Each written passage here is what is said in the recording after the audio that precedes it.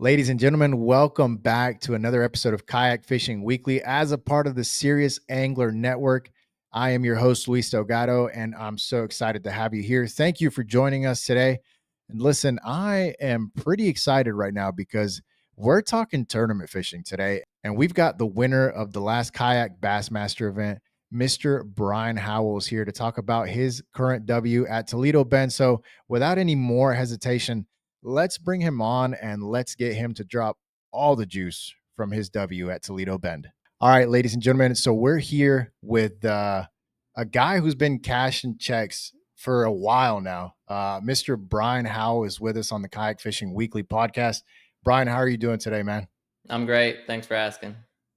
Absolutely, man. Thanks for taking the time to come on here. And obviously, everyone knows why we're here. We're here to talk about Toledo Bend, and we're gonna get into that, man. But just want to say congratulations right off the bat.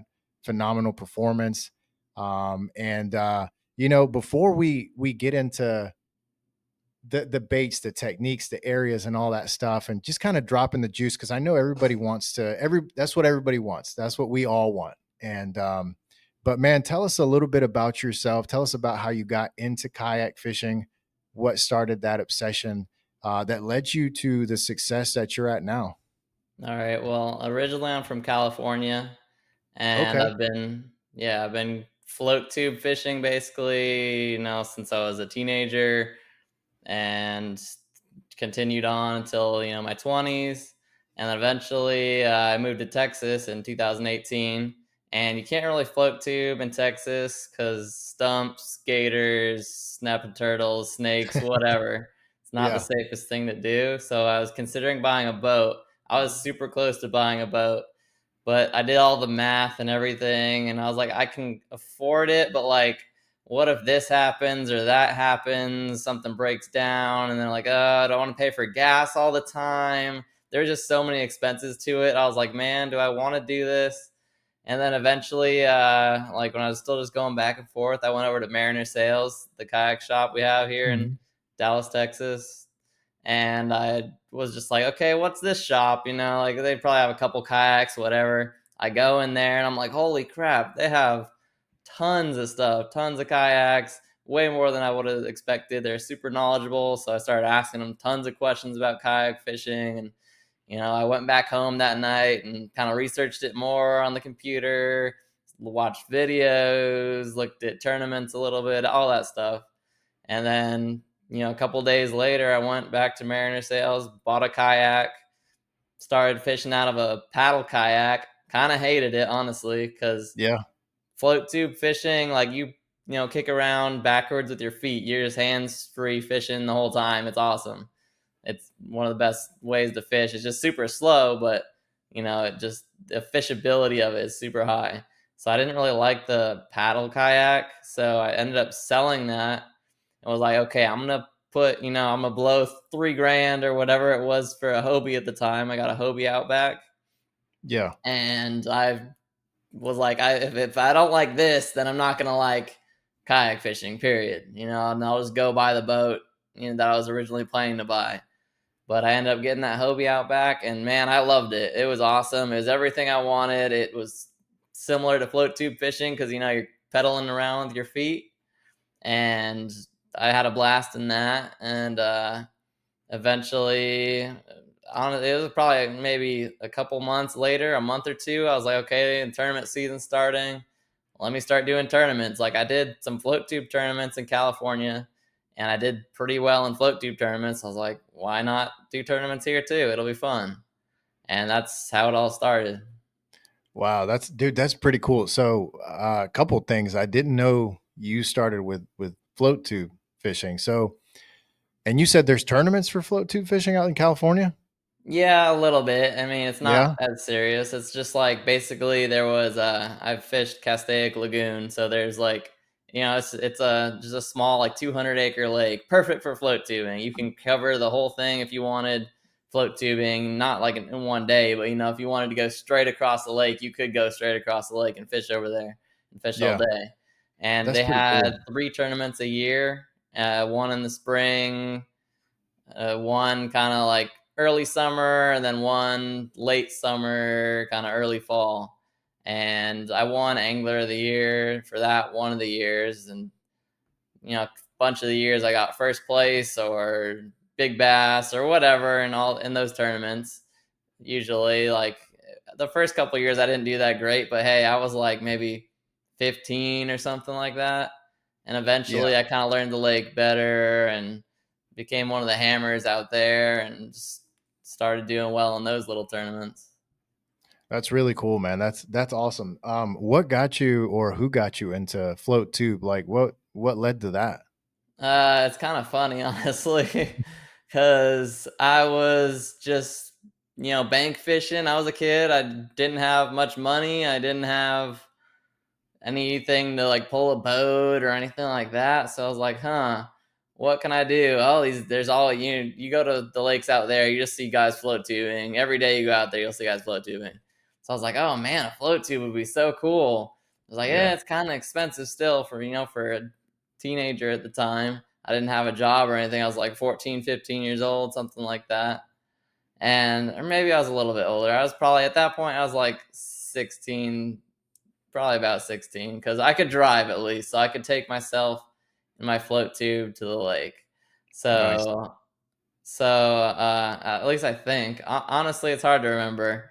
I just remember because a lot of the time my buddy's mom did take us to the lake with our float tubes, so maybe I couldn't drive. I don't know. Yeah, dude, I don't think I've never out here in Georgia, man. I have never seen anybody on a float Yeah, tube in any of these lakes out here or the smaller reservoirs either. So that's pretty neat, pretty cool and interesting that there's a whole culture and a whole movement of that somewhere else. That's yeah, awesome. Yeah. yeah, That eventually puts you here like, you just dude, you really never know where something is going to take you. Seriously. yeah, Like it's crazy to think you held up a Bassmaster trophy the other day and like a few years back you were just dominating that three tournament format in the float tube, man. yeah, Like that's a pretty awesome story, man. That is so cool. And so yeah. you started with a Hobie Outback, right? Yeah, And tournament fishing. Yeah, it's like okay. originally I had a bona fide, what was it? Whatever the paddle bona fide, like when they first came out, whatever that one was. I had Hmm. that, and for maybe like 3 months, and man, I felt like I couldn't, because I wanted to do tournaments, but I felt like I couldn't compete out of a paddle kayak personally. Like I see Yeah. plenty of guys do it, but I just felt like I wasn't efficient. I was just fiddling with the paddle way too much. So I needed to get the pedal drive, that way I could have my hands free and not have to worry about that. Yeah. So I lasted um 3 trips with a paddle kayak.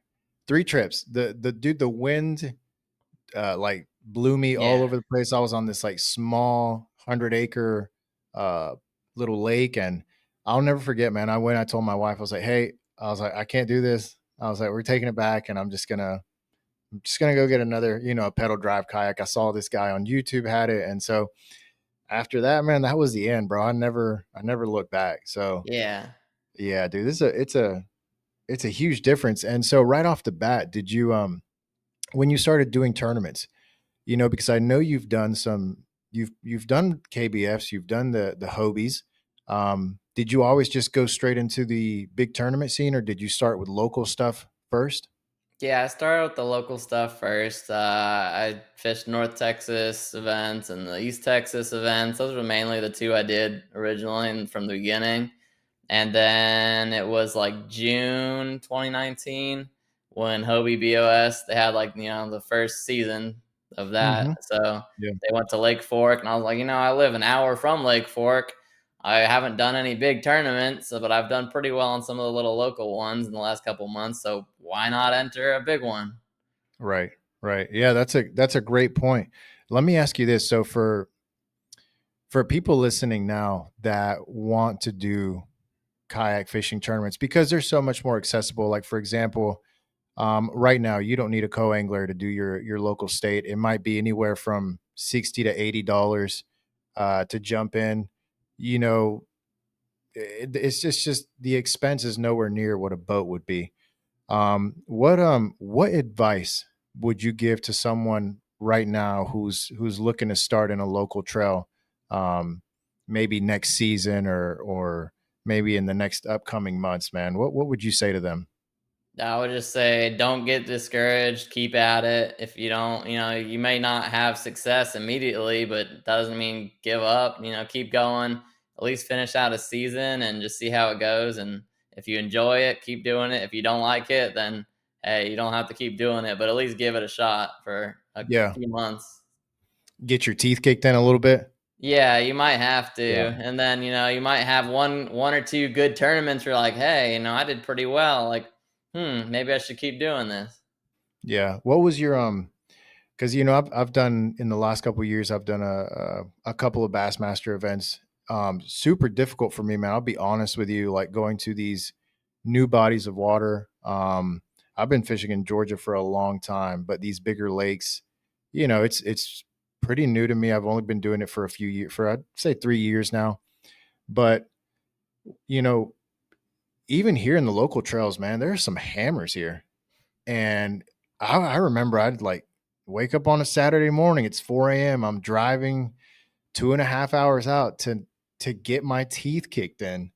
Um, and I would ask myself, why am I doing this? But at the same time, I'm like, man, it's tournament day. I'm pumped. I'm excited. I hope the bite is on. What's your mindset like on tournament days, man?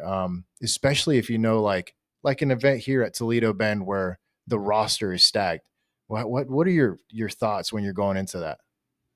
In the beginning, maybe I was a little worried, but at this point, it's just every tournament you're gonna have plenty of guys that are just absolute hammers. Like you fish any of the Texas events, you're gonna have Yeah, Matthew Scotch, Michael Cates, Guillermo Gonzalez, guys like that cash yeah, checks pretty dang consistently on the national level. You're gonna be competing against them every weekend, pretty much. So you just gotta get used to it. I mean, if you want to be the best, you gotta fish against the best. That's the best way to put it.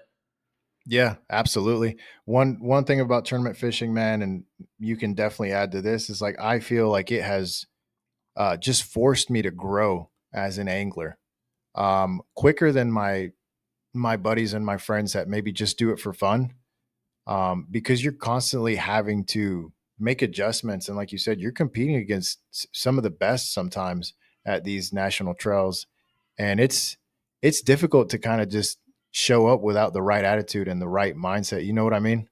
Yeah, 100%. If Yeah. you don't show up thinking you're gonna do well, you're not gonna do well, honestly. Yeah, that's absolutely right, man. Let me ask you this question, man. What is what is your primary style of fishing? I like power fishing. If I can Okay. have grass, I love grass, but hey, I've cashed plenty of checks fishing rock and docks and whatever else. But if I love fishing the chatterbait, buzz bait, spinner bait, anything moving in grass is my preference. Yeah. You like to cover a lot of water, I'm guessing? Yeah, I can't sit there and just milk a Senko for 10 minutes, like I threw a drop shot a bit. That's one of the things. If I'm fishing a rocky lake, for sure I'm having a drop shot on.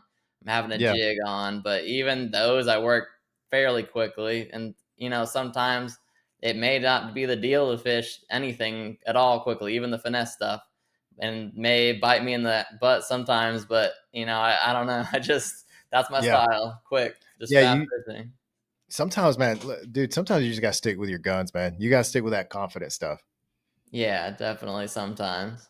Yeah. So, man, going into Toledo Bend, we've talked a little bit about your experience and kind of how you approach the day. So tell us a little bit about practice, what that looked like, how you were feeling. And let me ask you this, how much time did you have to practice? How many days were you out there practicing? Yeah, I only had Friday afternoon to practice. I got there at like 11 a.m., put my kayak in the water at one ramp, just went out there and started fishing and seeing. I put my kayak in. I had a bite within like 10 feet of the ramp. And then I had another one, 20 feet after that. And I was like, okay, this place is fishy at least. And then I kind of moved down out of there and just kept getting bites, tons of bites, honestly. But they were all Yeah. like 14s to maybe 16. They're just not big fish. I was like, okay, we'll just keep grinding until maybe we run into a good area that has some bigger ones. So Yeah. I kept going and eventually ran into a 20 and a half. And I liked the look of the area. It looked like a really good area. It just looked like an area that was fishy and that I could start at, and that it would have a good topwater bite in the morning. I was looking at it just like, man, this spot, because I fished at, noon or whatever, 2 o'clock in the afternoon, probably wasn't the best time of day to fish it, and I still caught some fish. And I figured in the morning it's got to be fire if I'm catching some decent fish here. So Yeah. I decided I was going to start there, and I kind of fished around some other areas back there. Eventually, I stopped getting bites. I don't know if the weather kind of switched, the wind switched direction, what it was, but I fished the other side of the lake, just the other side of the creek that I was on. Didn't have a bite over there. I was like, well, I guess I'm not wasting my time over there. But I love so sorry, I kind of froze up there for a second. Let me ask you this, man. For those of you guys listening, you know, for those of you that are tournament anglers or getting into tournament angling, notice what Bryan just said. He pulled up to the boat ramp on a Friday afternoon at 11 a.m. Is that what you said, right? Yeah, 11 a.m. Yeah, so many times, guys. For all of our listeners, so many times, I hear people talk about, oh, that guy, he won because he was out there all week on the lake, or he was out there for a couple of weeks. So if you're listening right now, anything is possible if you show up with the right mindset. And Bryan's definitely proven that. Um, Dude, you must have just gone in there with the right attitude, the right mindset. And did you feel rushed at all? Did you feel any pressure, or did you maybe feel any negativity creeping in, getting there that late, knowing that other people had been on the lake for a few days? So I'm gonna be honest with you. In the past, I've done that. I've shown up like that, and it's ruined the day for me. The one day that I had. Yeah, it's kind of like make or break. Like, hey, either you're gonna find them in these 5 hours you have, or you're not. And if you don't find them, well, you're just gonna be winging it the next day because you're probably just gonna go to some random ramp that maybe you fished in the past or something like that. But it does put a lot of pressure on you. But I'm used to it because honestly, half a day of practice for me that's a lot right now. Like, I haven't practiced like all of last season. I'll tell you, I won Angler of the Year in my local trail. I probably didn't practice for a single event in that whole Wow, trail, and I ended up doing well. that's incredible, man. Are you just busy with work right now and other things, other Just projects? Yeah, just busy with the kids mainly. Like, I have a Yeah. newborn now and Oh a yeah. 3-year old, so it's just hard. Like, part of it is it's hard to get the time, but also another part of it is like I don't want to leave them, man. Like, I just love Yeah. spending time with them, and it's just so hard to leave. Even this last weekend, I was like, I didn't want to necessarily leave my wife home alone with a 3-year old and a newborn. Like, it's a lot of work to take Yeah. care of them Yeah. solo. So I was like, should I do this tournament? Should I not? And I was like, well, I just guess I'll go practice Friday, and then that'll be enough time to at least kind of get a feel for the lake, and I can just fish the tournament, and that'll be good. Like, I don't need to take 3 days or anything, because in the past sometimes I have taken 2-3 days of practice, full days, and Mhm. it's nice, but it's not absolutely necessary. Like I've said, I've gone into tons of tournaments with no practice whatsoever, and either won or done well, so I'm not afraid of it. Yeah. Do you think, let me ask you this, do you think that's an advantage for you right now going in without practice? Because I know a lot of people that they get mixed up by practice. Like practice really, if they have a really great time, they put a bag together, they go in there, things change, they don't adjust quickly enough. Or, if they have a really hard time, they go into the tournament with a bad attitude, so they just fish messy. Do you think having no practice time right now is an advantage for you? Probably not, honestly, No? but there's Okay. certain tournaments, I think you're right that it can be an advantage. If it's a super tough tournament and you're just not catching fish, if you spend 3 days of practice not catching fish for 3 days, your attitude's gonna be terrible. You're gonna be like, "Oh, this place sucks. I wanna go home, blah, blah, blah." You're gonna be talking all this crap about the lake and just not in a good mindset. for the tournament. But if you didn't practice, you're like, hey, you're just out there fresh, just ready to fish the day. You're still excited to fish it because you don't even know what it's like yet. So Yeah, yeah, dude. Some of my best days here in our tournament trails have been those days where I've walked in or gotten on the water with like almost no expectation. I'm just there to give it my all and try my best. And then there have been other days like for state championships, man, I've been out there for a week just grinding and just struggling to put something together. And those have been like some of the worst tournaments I've had, some of the worst 2 day events I've had. And I think people listening right now, like, I think we all need to realize that I don't know what you think. For me, I've learned the hard way, dude. Fishing a tournament is like 90% like mindset to me. Like it yeah. just, that might be too much, but for me, that's what I think it is sometimes. Yeah, it's definitely a very high percentage mindset. If you're going into it with a negative mindset, you may as well just stay at home, honestly, because you're not going to do well. Yeah. No, it's true, man. I think a lot of guys that are tuning in may or may not realize that. So it's good to have you on. What I'm loving about this conversation, man, is I really came into this ready to talk to you about how you practiced for like a week.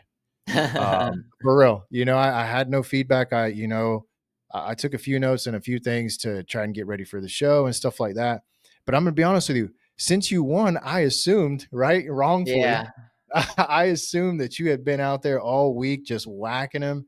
So, man, kudos to you for showing up with the right attitude, showing up with the right mindset, and getting it done, man, with limited time. So, man, that's awesome, dude. Way to be an example to so many people that are trying to do this right now, in their states and in their local trails. Yeah, definitely don't be afraid to just go into it with minimal or no practice. You never know what can happen as long as you have a good positive attitude and you just put yourself in an area where you think it's going to be good. Like, say I didn't do well there in practice and I didn't really find anything. I would have just gone to some random ramp that I had fished in the past. I'd fished Toledo probably 3 or 4 other tournaments before, so I had some other areas that I was familiar with.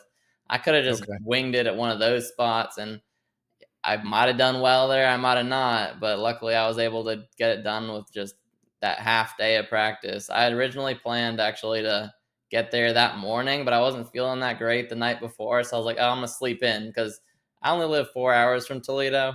So I just decided to wake up early in the morning and just drive out that morning. So I was like, I'll sleep in, and that way, hopefully I'll feel better the next day. And I ended up feeling better, feeling fine the next day. So I guess it worked out. Yeah. Hey, I guess it did, man. Yeah, Yeah. absolutely, dude. You're giving me I really appreciate this for real because you're giving me a fresh perspective on how to go in a tournament. Seriously. Um, but let's get back to. I still want to focus on practice a little bit and kind of just have everyone understand your process, right? So, tell us a little bit about the conditions, and then just your top baits that you had rigged up, maybe based on experience or the conditions. Walk us through that a little bit. Yeah, I mean the lake's looking good. It's the first time I fished Toledo, there was no grass. It was probably 5, 6, 7 years ago, something like that. There was Hmm. no grass, but now the last couple of years, the grass is looking really good. Grass all over the place, really healthy. The water temp was like low 80s, which is I'll take that any day. And the clarity where I was at was like 3 to 4 feet visibility, which is a pretty solid. Just like I'm very comfortable in that type of visibility water, Hmm. and I just had tons of coontail around. There wasn't really much hyadrilla in the area I was at, but there's tons of coontail just topped out in certain areas, kind of like patchy Yeah. topped out areas. It was like it just looked really good. Like I said, when I found it in practice, it looked really good to me. Just something that I really liked. And I started off the day throwing a jackhammer, black and blue jackhammer, and then just like a shad buzz bait. And then I just threw those around, was getting bites pretty, not immediately, but pretty dang early. And they were eating those good. And then the sun came out on that first day, and the wind completely stopped, and it really slowed down after that. But I was able to throw a swim jig, and they were smacking that swim jig pretty good. Now let me pause on the chatterbait for a second. So I've asked around and I've heard that you are like the chatterbait king. Um, can you tell us a little bit about your setup, maybe reel, rod, some of your favorite trailers, favorite colors for that jackhammer? Yeah, for sure. So I throw it on a Dobbins 736 CB glass rod, Nice. with a Corrado 70 on there. 30-pound braid, usually like a 16-pound leader. I'll kind of switch that up depending on the cover and everything, from like a 14-pound all the way up to like 20. Okay. For the last weekend, I was just fishing the 16-pound, which is just like a general go-to for me. Okay. And man, honestly, any of the colors are good. Like my favorite would probably be, I really like the black and blue, and that's what I did most of my damage on this last weekend. The green pumpkin shad's really good too. Clearwater shad, the Brett's bluegill. Man, there's just all the colors. Honestly, are good. Like if you Yeah. have a Yeah. favorite, just pick that up and throw it. There's gonna be a time or a situation for it. Don't worry too much about color. Just kind of just find what you're comfortable with. Nice. And then what are you using for your trailers? Do you have like a couple of favorite trailers, or is it just one you're sticking with every time? Yeah, 95% of the time it's a Yamamoto Zako. 95% of the time. Occasionally I'll throw something else on it, but not very often. All right, let me give you a little pushback, right? Because you are, known for your chatterbait game. So I'm a Yamamoto guy, right? I love the Zako. I throw it on, buzz baits. Sometimes I'll put it on a spinner bait, throw it on a chatterbait. Why not throw a spunk shad on there or like a pintail minnow on there? Why do you go with that Zako? Honestly, just confidence. Like Yeah.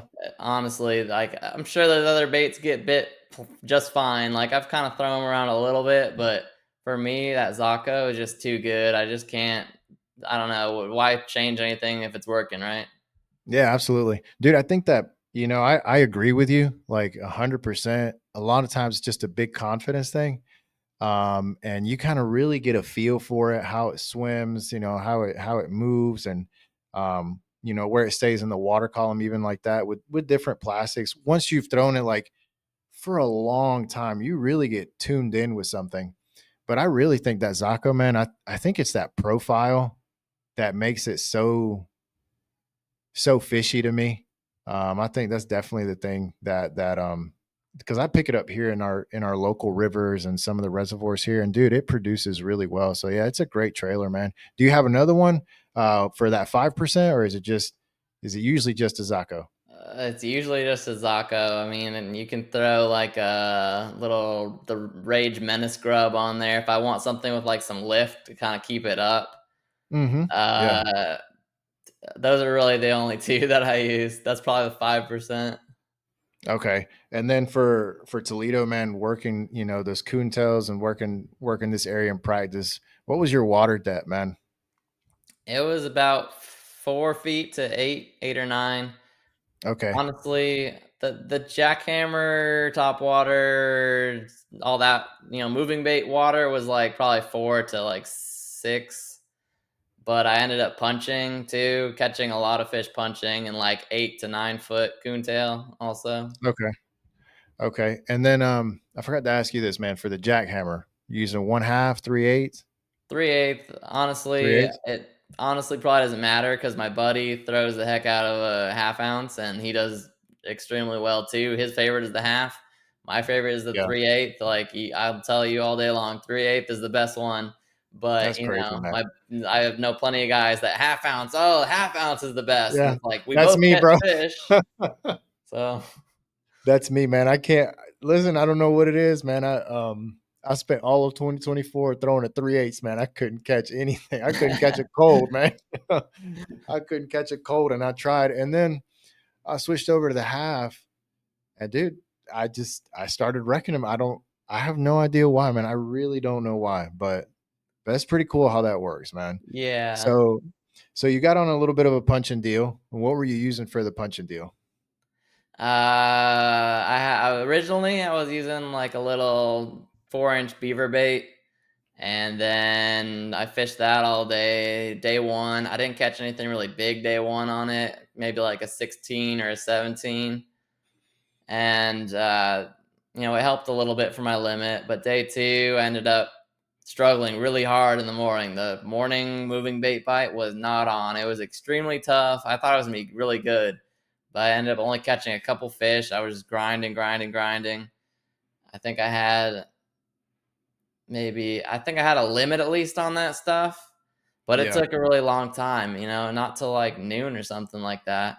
So I I wanted to punch earlier in the day, but I had so much confidence in that one first starting spot that because you could see the fish around, like they'd come up and bust on the surface, random fish here and there every once in a while. You could just tell the fish were there, and I just told myself like, be patient, just give it time. But really, it just was not happening. And I kept thinking like, man, maybe I should go to my punch spot. Maybe I should go to my punch spot. Maybe I should go to my punch spot. But then I don't know. I just kept thinking, I'll just wait it out a little longer. The punch bite will be on all day probably. That's not Yeah. going anywhere.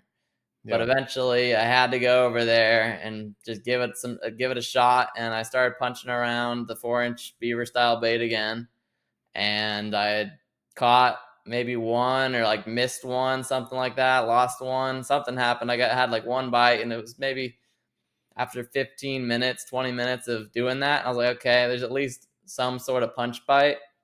But then I got a thought in my head. I was like, oh, on tough days, downsize for the punch bite. Because I had plenty of days where you're throwing that 4-inch size bait, and then you switch to a 3-inch bait, and all of a Yeah. sudden you start catching way more fish. But it's just those super tough days like it was on Sunday for me. So I just Yeah. put that in my head. I was like, oh, what am I doing? Okay, I grabbed a little 3-inch craw out, put that on, started flipping that around, and man, it was on after that.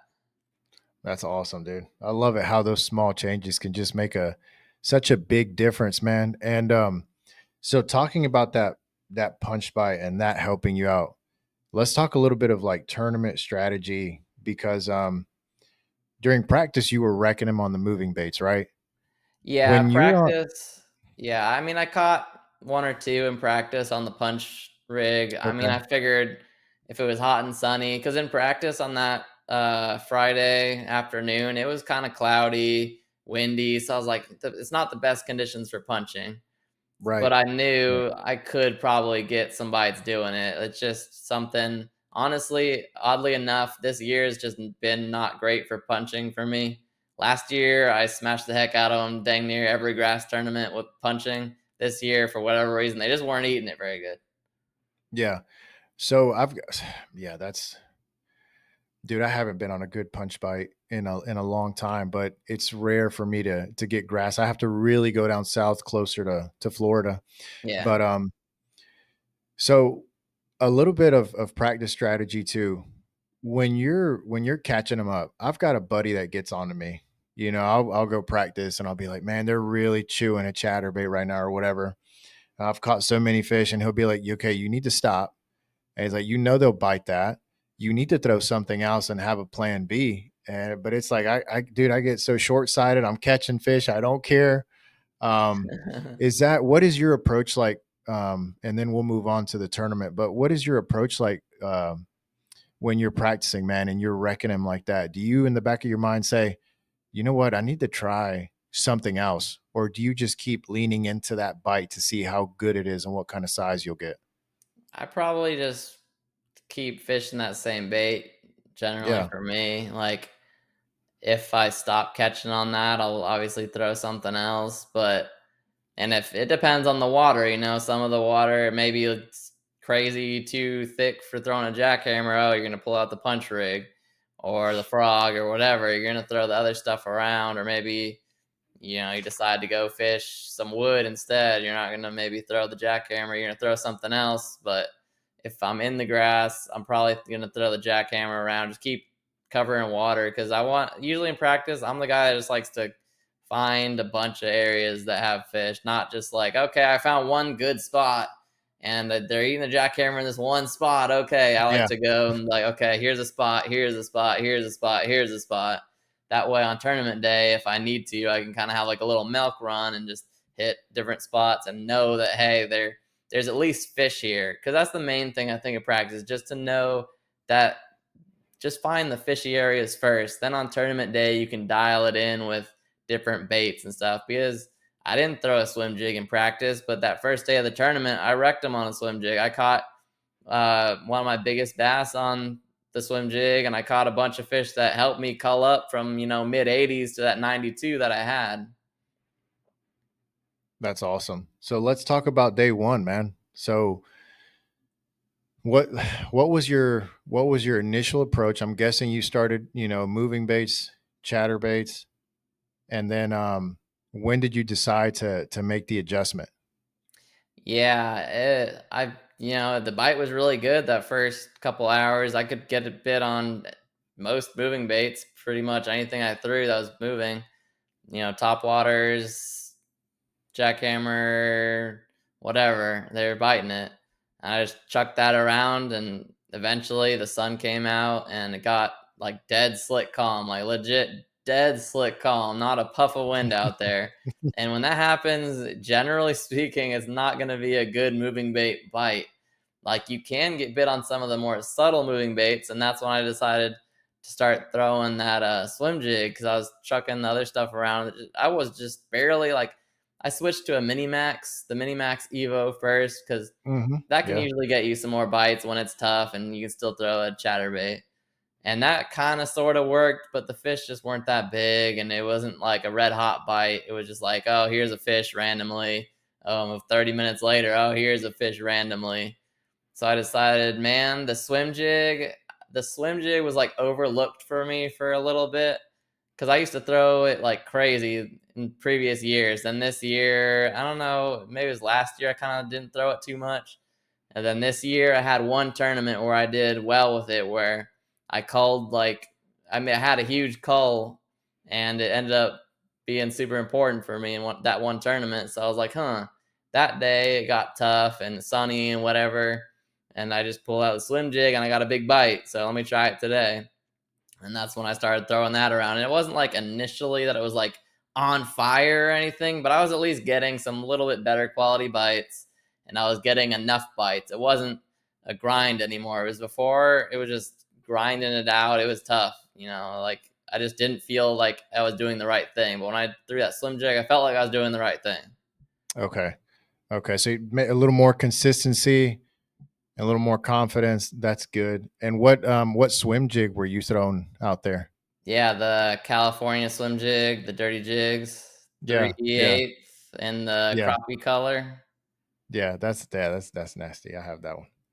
Yeah. And trailer. The Zacho, the paddle tail Zacho. That's what's up, man. Yeah, That's keep it what's up. simple right there, right? Just use Yeah. those for Yeah. Zachos. Absolutely, dude. Absolutely. I mean, you can't beat that though. I mean, really. And were you twitching? Or you hopping? How are you working your swim jig for those that are maybe listening and tuning in right now that don't get to fish a swim jig too much? How are you working that?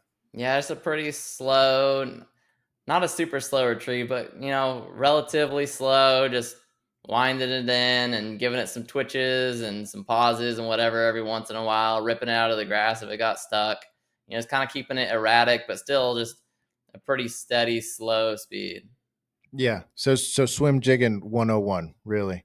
Yeah. Just consistent, clean. And then Yeah. as Just far as oh, go ahead. Go ahead, man. just like, not Alabama style. I'm not out there shaking it like crazy or anything like that. I'm just fishing it like California style, like just winding it with a little paddle tail on the back, just slow winding it. Because I've noticed on those tougher days, if you slow down a little bit with the swim jig, you'll get more bites than if you're burning it back in like crazy. I don't know if it's they want it a little slower, they need it in front of their face a little longer, or if it's a deal where like, oh, it kind of just gets down lower into the grass and then they kind of gets in their face. Because I feel like when it's slow like that, they kind of hunker down in the grass. They don't want to come Yeah. up. They're down, sitting in there, and then, oh, it comes right by them. They see it and like, oh, may as well eat it. It's just coming by nice and slow in my face. Why not? Yeah. Yeah. Yeah, dude. There are days, man, where they'll come unglued, right? Yeah. Um, what's his name? Matt Allen from Tactical Bassing, they just come unglued for it. But yeah, there's days where you literally have to get it to where they're at and leave it there or have it there long enough. So yeah, that's a great point. And then as far as day one goes, when you put your 5 fish limit together, when was it that you caught the that kicker fish to move you up?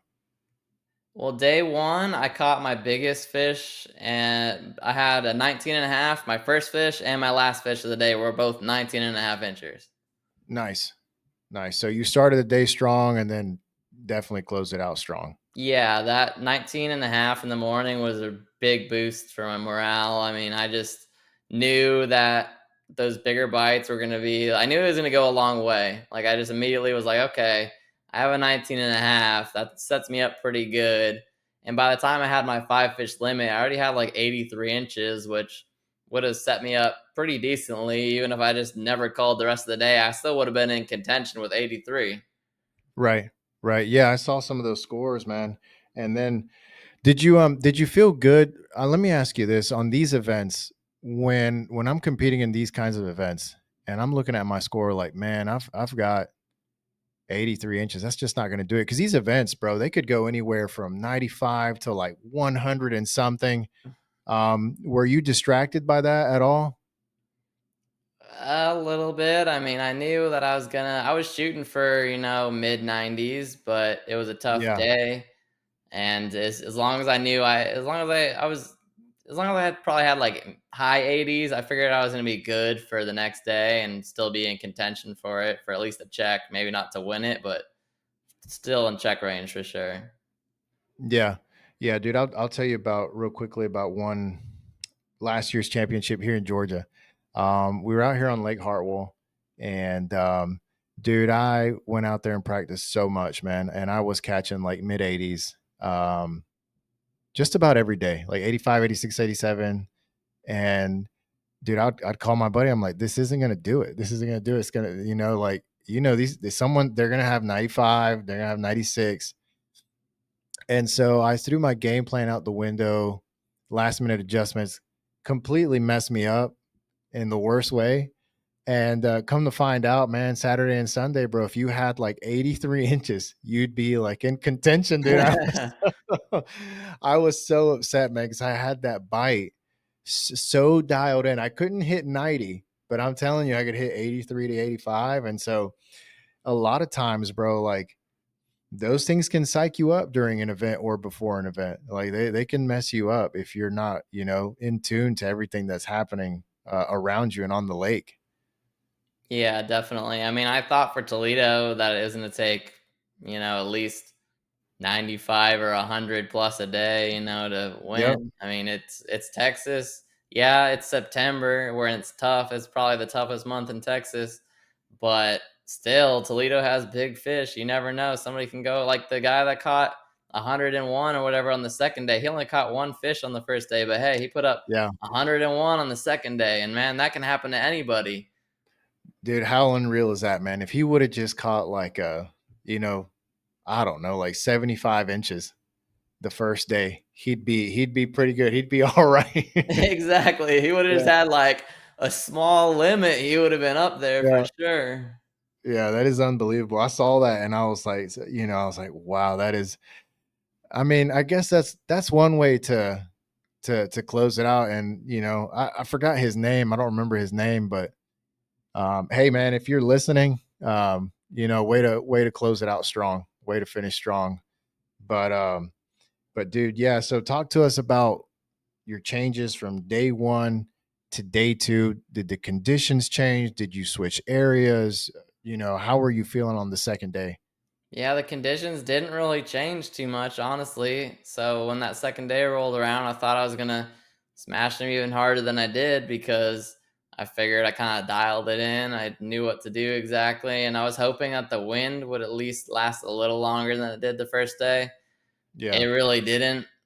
And even when it was slightly windy and pretty still pretty dark in the morning. The bite still just was not on.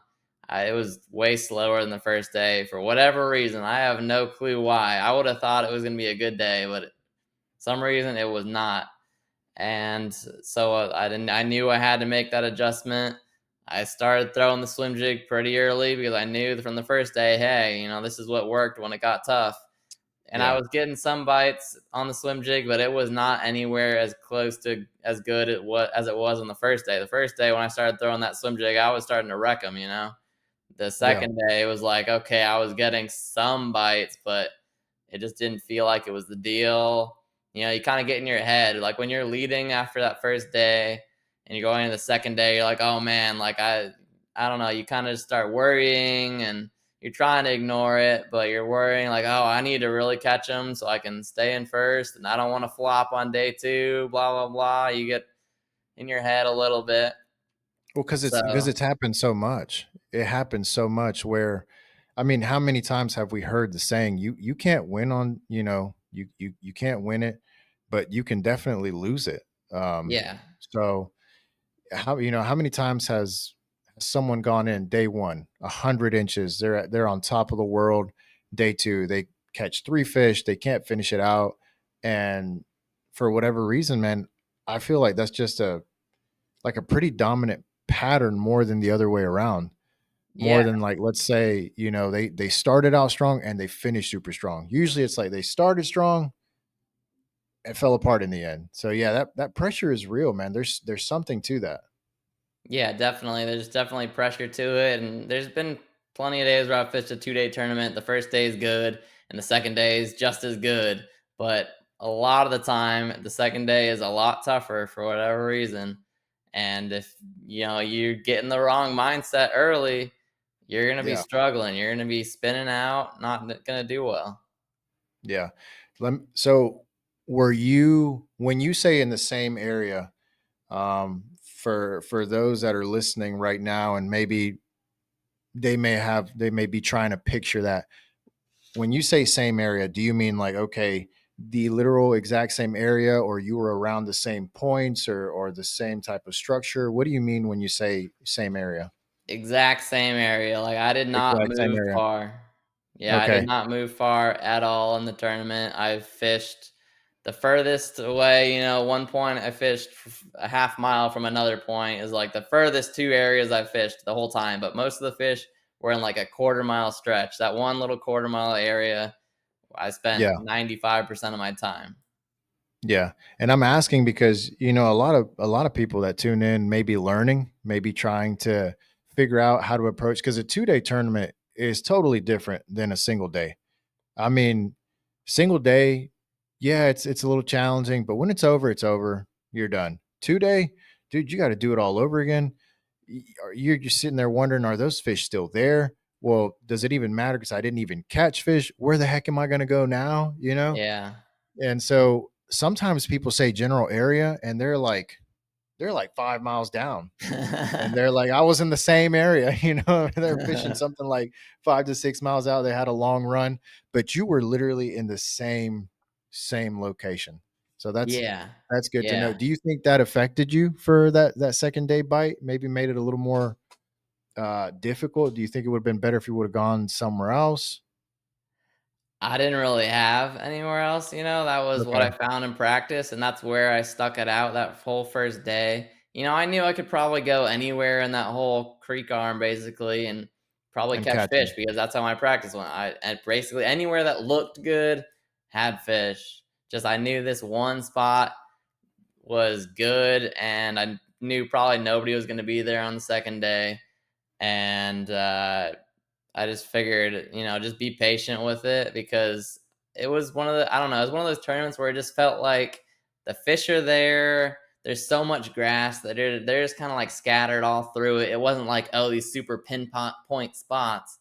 It was like they were all just everywhere, and just to be patient with it. I was talking with my buddy about it, before the tournament, and we were just like, okay, just like stay calm, just fish the areas that are juicy, just be patient with it because the fish are there.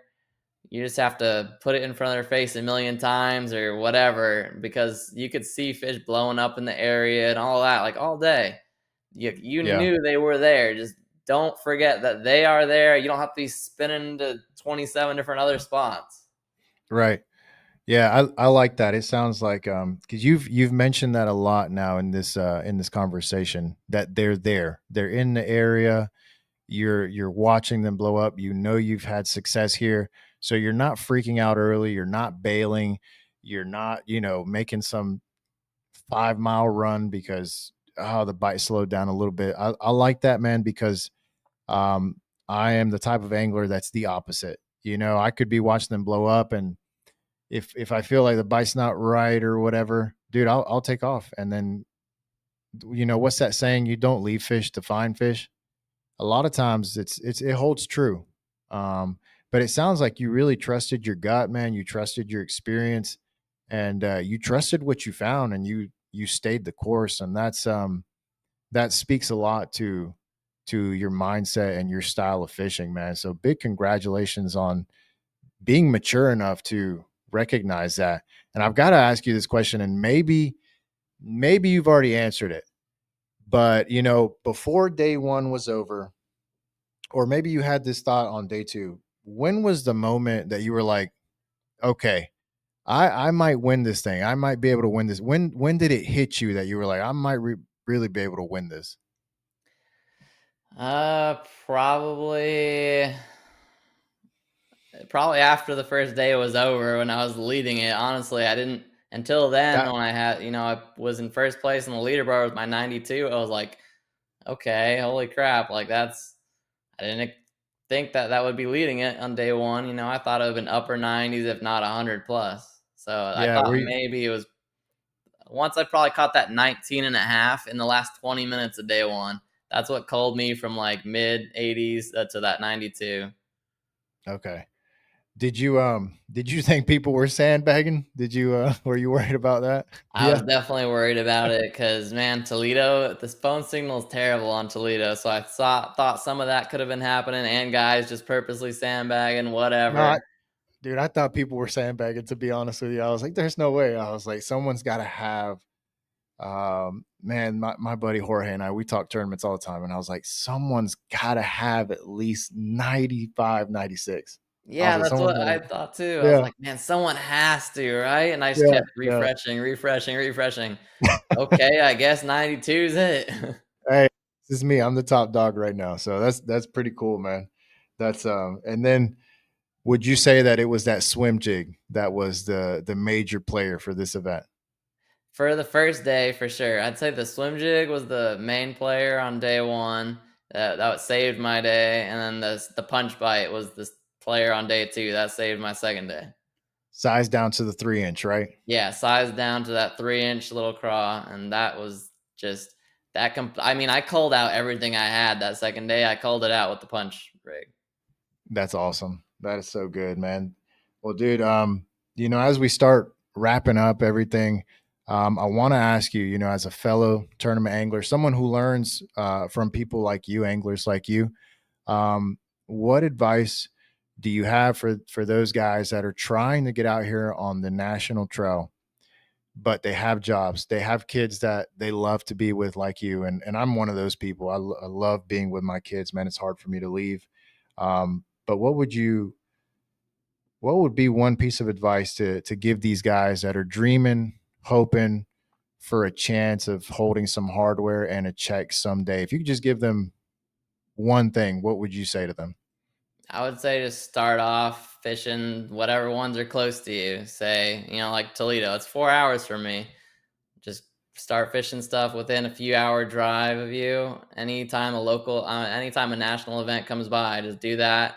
If you don't have any time, because you can always just try to get like one day off for practice on Friday, and then drive out there that morning to go practice, and then fish the tournament.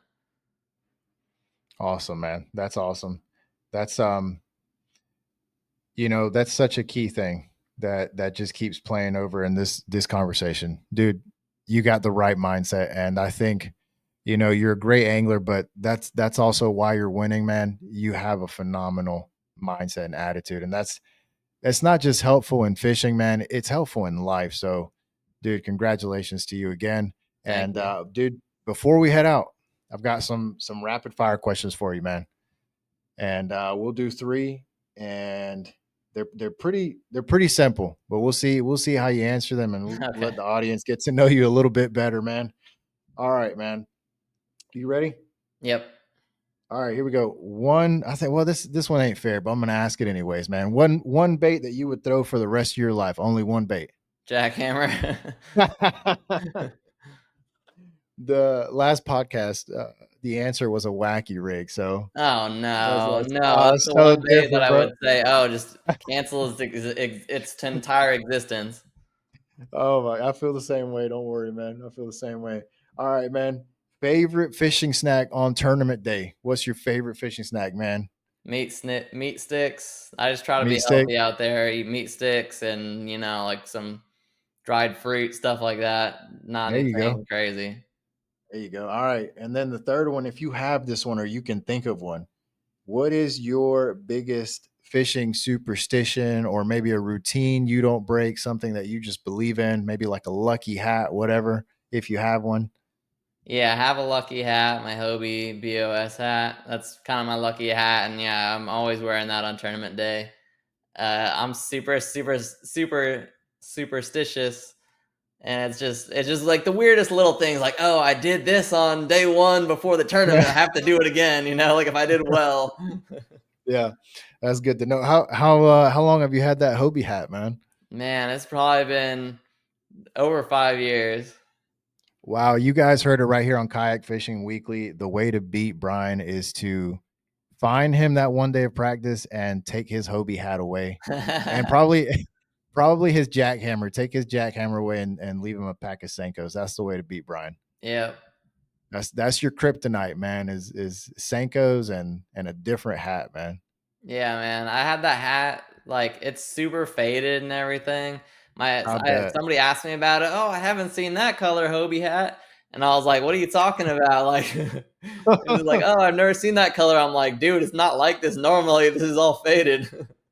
Dude, it's to just say, man, this is a special edition, man. This is for winners, special edition. Yeah, this is a limited release, man. Limited Yeah. release. Well, dude, Brian, man, thank you so much for this hour of conversation, man. Thank you for your time. It's always great to get insight from a great angler and a great person, man. And dude, I wish you the best with your babies, with your family, Thank you. and with your tournament trails. I have no doubt that I'll have you back on here uh, probably next year to talk about another W, and hopefully you'll wear that Hobie hat for us, man. That would be great. Yeah, for sure. But man, thank you so much, bro, and I look forward to having another conversation soon. Yeah, thanks for having me on. It's always fun to just talk about fishing. Absolutely, always, man. Thank you so much, man. You have a good one. Yep, you too. All right, everyone. Well, I hope you've enjoyed that episode. Thank you so much for tuning in. And remember, I'll have Brian's information linked down below. Make sure you check out the links down below. As a part of the Serious Angler Network, we've got some pretty awesome stuff for you guys down there. Make sure you check out the Omnia Pro membership where you can get discounts by using our code down below. Make sure you check that info out. And I will see you on the next episode of Kayak Fishing Weekly. Guys, until then, I hope you guys get a chance to send it.